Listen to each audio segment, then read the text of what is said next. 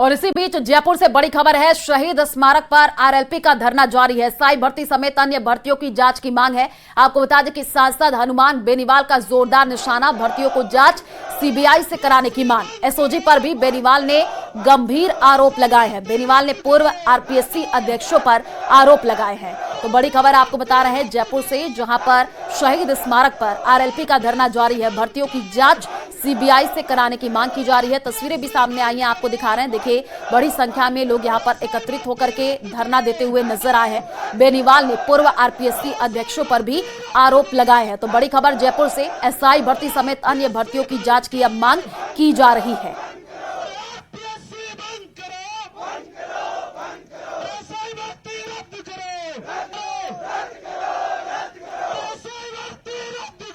भर्ती रद्द करवाने सहित आरपीएससी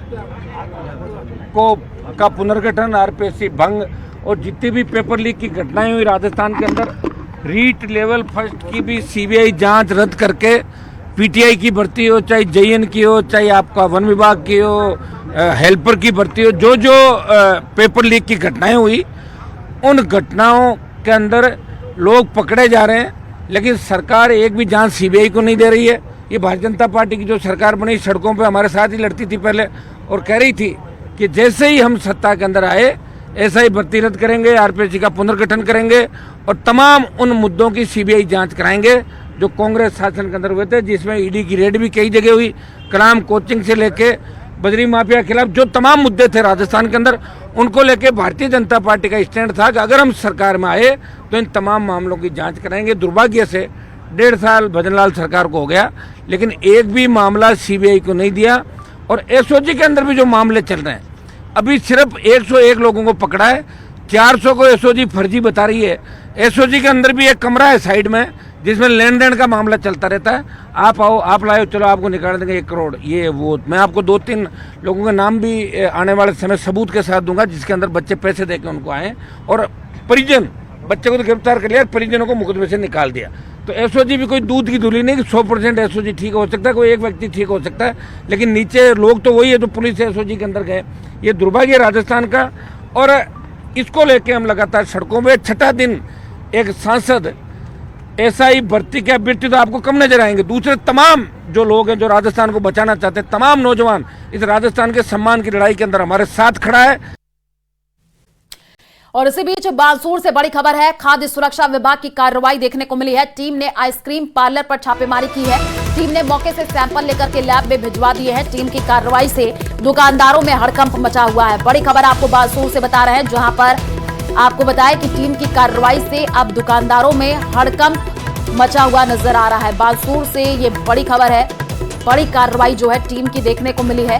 टीम ने आइसक्रीम पार्लर पर छापेमारी की है और मौके से सैंपल लेकर के लैब में भिजवा दिए गए हैं। टीम की कार्रवाई से दुकानदारों में हड़कंप मचा हुआ है।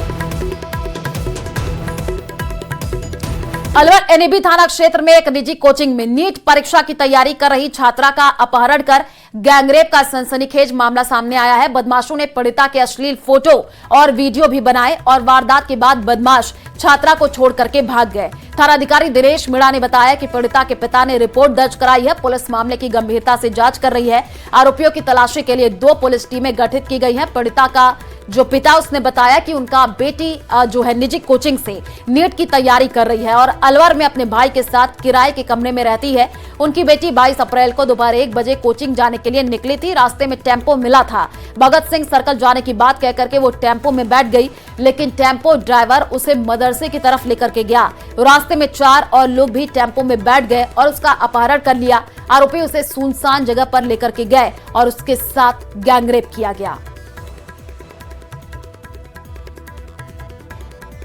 को 29/4 को पीड़िता के पिता द्वारा ये प्रकरण दर्ज कराया गया है कि उनकी बेटी यहाँ पे नीट की तैयारी कर रही है और वो ई रिक्शा में बैठ के जा रही थी, तब उसके साथ इस प्रकार का घटनाक्रम हुआ है, जिसमें प्रकरण पंजीबद्ध किया जाकर अनुसंधान अपने शिकाऊ मैडम पूनम जी चौहान के द्वारा किया जा रहा है।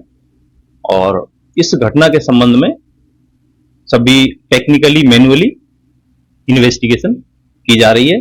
2 टीमें इस संबंध में बनाई गई हैं जो सारे तथ्यों पर जांच कर रहे हैं। अलवर के एनईबी थाना क्षेत्र में नीट की परीक्षा की तैयारी कर रही छात्रा के साथ में गैंगरेप करने का मामला सामने आया है। वहीं छात्रा के पिता ने थाने में मामला दर्ज कराया है। पुलिस ने मामला दर्ज कर जांच शुरू कर दी है। पुलिस ने इस पूरे मामले की जांच पड़ताल शुरू करने के बाद 2 टीमें गठित कर दी है और दोनों टीमें जो है अलग अलग तरह से जांच कर रही है।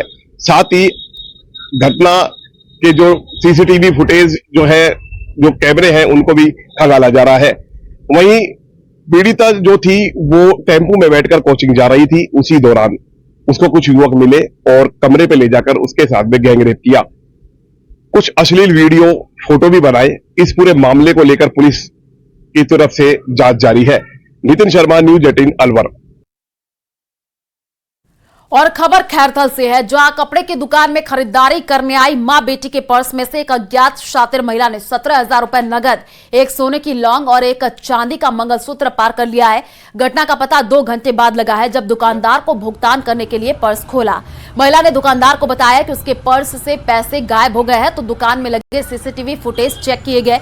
सीसीटीवी में यह पता चला कि एक अज्ञात महिला अपने छोटे बच्चे के साथ आई और दोनों के पीछे बैठ गई। मौका पाकर के पर्स खोलकर पैसे व सामान को ब्लाउज में रखती हुई दुकान से बाहर निकलती नजर आ रही है। घटना की सूचना पर पुलिस ने पीड़ितों के बयान के आधार पर अन्य सीसीटीवी फुटेज चेक किए हैं, जिसमें शातिर महिला चूड़ी मार्केट की ओर जाती हुई दिखाई दे रही है। ये यहाँ चुनने वाली बच्चा। जम्मू कश्मीर के पहलगाम में आतंकी हमले के बाद पूरे देश में सुरक्षा एजेंसियां अलर्ट हैं। इस बीच प्रदेश सरकार ने राजस्थान में अवैध तरीके से रहने वाले विदेशी नागरिकों पर शिकंजा कसने के निर्देश दिए हैं। बुधवार शाम सीएम की अध्यक्षता में हुई हाई लेवल मीटिंग के बाद जयपुर पुलिस कमिश्नरेट की टीमों ने अलग अलग इलाकों से 100 से ज्यादा संदिग्धों को पकड़ा है। यह रिपोर्ट देखिए।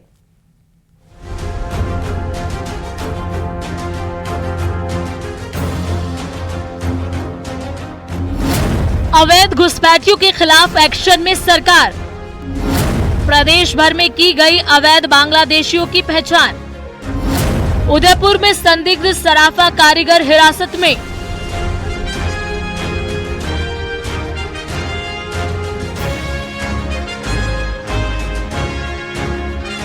अवैध बांग्लादेशी नागरिकों के खिलाफ प्रदेश सरकार के सख्त एक्शन के बीच पुलिस का एक्शन जारी है। जगह जगह छापेमारी की जा रही है। 600 से ज्यादा बांग्लादेशी नागरिकों को चिन्हित किया गया है, जिनके कागजात खंगाले जा रहे हैं। बुधवार शाम सीएम की अध्यक्षता में हुई हाई लेवल बैठक के बाद जयपुर पुलिस कमिश्नरेट की टीमों ने अलग अलग इलाकों से 100 से ज्यादा संदिग्धों को पकड़ा है। पुलिस इनकी नागरिकता के दस्तावेज खंगाल रही है। पकड़े गए अवैध बांग्लादेशी नागरिकों को अलवर डिटेंशन सेंटर भेजा जाएगा और फिर इन्हें डिपोर्ट करने की कार्रवाई की जाएगी।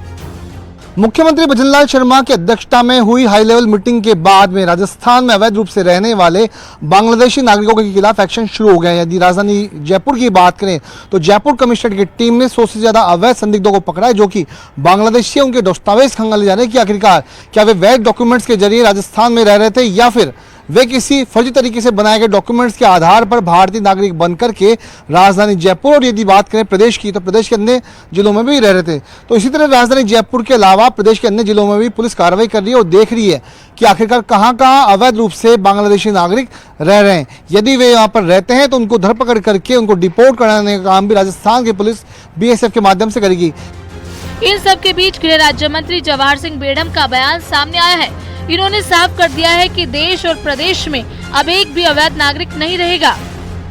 काफी दिनों से शिकायतें भी मिल रही थी। ये लोग अवैध कॉलोनियां बसा करके जिस तरह से बसकर यहाँ विभिन्न गतिविधियों में सम्मिलित होकर के लोगों के शांति भंग करने में भी कई लोगों का हाथ मिला।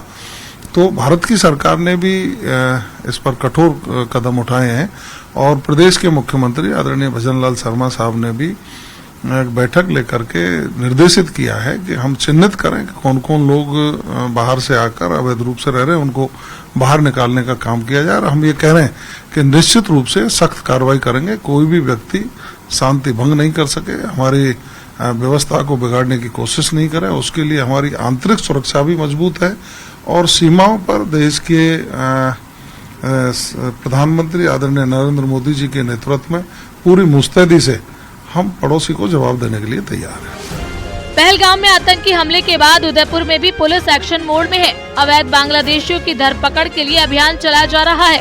घंटाघर थाना इलाके में पुलिस ने संदिग्ध सराफा कारीगरों को हिरासत में लिया है। साथ ही करीब आधा दर्जन थाने की टीम इलाके में दबिश दे रही है। सभी संदिग्धों के डॉक्यूमेंट वेरिफिकेशन के बाद ही स्थिति साफ हो पाएगी। पुलिस को यह अनुमान था कि कुछ ऐसे लोग हो सकते हैं जो कि अवैध रूप से भारत में रह रहे हैं, उदयपुर में रह रहे हैं और मुख्य रूप से वो बांग्लादेश के रहने वाले हों। तो करीब 35 लोगों को डॉक्यूमेंट वेरिफिकेशन के लिए लाया गया है। उनके एक एक के डॉक्यूमेंट को वेरीफाई किया जा रहा है। डॉक्यूमेंट वेरीफाई होने के बाद में स्थिति स्पष्ट हो सकेगी कि क्या वास्तव में बंगाली कारीगरों की आड़ में बांग्लादेश से आए हुए जो लोग हैं वो भी उदयपुर में काम कर रहे हैं। ये स्थिति डॉक्यूमेंट वेरिफिकेशन के बाद में आज देर शाम तक स्थिति पूरी तरह से स्पष्ट होने की उम्मीद है। जम्मू कश्मीर में हुए आतंकी हमले के बाद प्रदेश में रहने वाले अवैध बांग्लादेशियों के खिलाफ सर्च अभियान चल रहा है। प्रदेश की सुरक्षा एजेंसियां अलर्ट मोड पर हैं और बांग्लादेशियों को भी चिन्हित कर रही हैं। पुलिस की तरफ से गोपनीय अभियान भी शुरू कर दिया गया है। जो मुख्यमंत्री आवास में बैठक हुई थी जिसके बाद ये निर्णय लिया गया था कि कड़ाई से इस बात का पालन हो कि गृह मंत्रालय का जो आदेश दिया गया कि अवैध बांग्लादेशी जो है भारत में रहे उनको सर्च करके ढूंढ के निकाला जाए और उनको जो है वापस डिपोर्ट किया जाए। आप देख सकते हैं इस समय हम बांसनी थाने में है। यहाँ पर बड़ी संख्या में जो संदिग्ध लोग हैं जो अपना आपको जो है पश्चिमी बंगाल का बता रहे हैं, लेकिन अधिकांश लोगों के पास जो आधार कार्ड है पश्चिमी बंगाल का है। इसको लेकर जो है पुलिस इनको यहाँ लेकर आई और इनके पूरी जो है सत्यापन किया जाएगा। जो व्यक्ति सही निकलेगा उसे यहाँ रहने का अधिकार दिया जाएगा, अन्यथा उनको वापस जो है बांग्लादेश डिपोर्ट किया जाएगा।